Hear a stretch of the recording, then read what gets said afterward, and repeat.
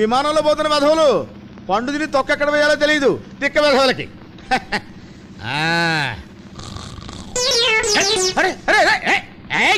ఎవరాది? ఎవరు పైన ఎవరు విశ్రమిస్తున్నారో తెలియకుండా అరటి తొక్కలు వేస్తున్నారు? నేను ఎవరు అనుకుంటున్నారు? పులిపండ కృష్ణావధాని ఏకైక పుత్రుడు, ఓన్లీ సన్ రామావధాని. ఎవడాడు? ఎవడు? అయ్య బాబోయ్, ఎవడు? ఎవర్రా? ఎవరు? ఎవరు? ఆహా, ఏమిటి ఆశ్చర్యంగా ఉందే! రామ్మోహన్ రావు గారు, రాఘవయ్య గారు ఇద్దరు ఒకే లాంచీలోనా? కొంపదీసి వాళ్ళిద్దరూ ఏకమైపోయారంటావా? ఏమయ్యా, వాళ్ళిద్దరూ ఏకమైపోయారా? కనపడుతుంటే అనుమానం దేనికి? ఏకమైనట్టే.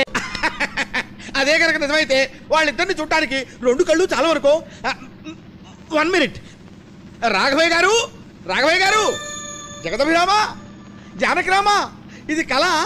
అయ్యా రాఘవయ్య గారు, 25 ఏళ్ల క్రితం ఈ రెండు కుటుంబాలు నా రెండు కళ్ళులా ఏకమైపోతాయని నేను చెప్తే ఈ విధవ మా సుబ్బావధాని ఏమన్నాడు? వీడి గబ్బినోడితోటి ఇంపాసిబుల్ అన్నాడు. ఇప్పుడేమైంది? నువ్వు విధవ, పిల్ల కాకి విధవ, నువ్వు కూడా నా సలహాలు ఇస్తావా? నేనేమిటి, నా టంగు పవర్ ఏమిటి? ఆవిడెవరు? ఆవిడెవరు? మహాతల్లి అనసూయమ్మ, సాక్షాత్తు ఇతగాడికి సిస్టరు. ఆవిడ పెళ్లి ముహూర్తం పెట్టేటప్పుడు ఇది తప్పుడు ముహూర్తం రాని నేను నెత్తినోరు కొట్టుకుంటే నా మాట విన్నావా? పెట్టావు. ఇప్పుడేమైంది? హస్బెండ్ గాను వీడో సారీ, ఐఎమ్ సారీ.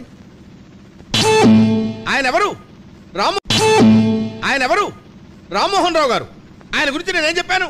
ఏనాటికైనా రామ్మోహన్ రావు గారు రాఘవయ్య గారి పాదాల దగ్గరికి రావాల్సిందే అని చెప్పారా? చచ్చినట్టు వచ్చాడు. నోర్మయ్, పిల్ల కాకి వెధవా, జారణ మీద పెద్దలు లేవు, నువ్వు కూడా నాకు సలహాలు ఇస్తావా? ఇంగరవదా అని చెప్పేసి. ఏమయ్యా? హలో, నువ్వేమన్నా ఉంటున్నాను? నీకు శరీరం పెరిగింది కానీ బ్రెయిన్ పెరగలేదు. రెండు కుటుంబాలు ఈ జన్మలో వచ్చినా ఏకంగా అని చెప్పావు. ఇప్పుడు ఏమైంది? లక్షణంగా కలిసిపోయాయి. చెంపలేసుకో, వేసుకో చెంపలు. ఏంటో ఇలా ఇలా ఇలా అంటే గట్టిగా వేసుకో. ఒక చేత వేసుకోకపోతే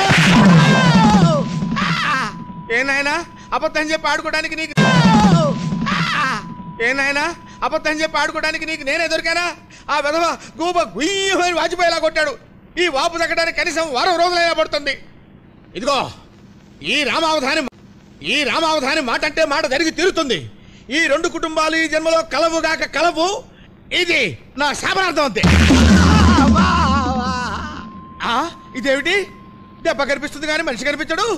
అమ్మా, అయ్యో, కలుస్తారంటే వాడు కొట్టాడు, కలవ ఇతగాడు కొట్టాడు. నిద్రపోతున్న వాడిని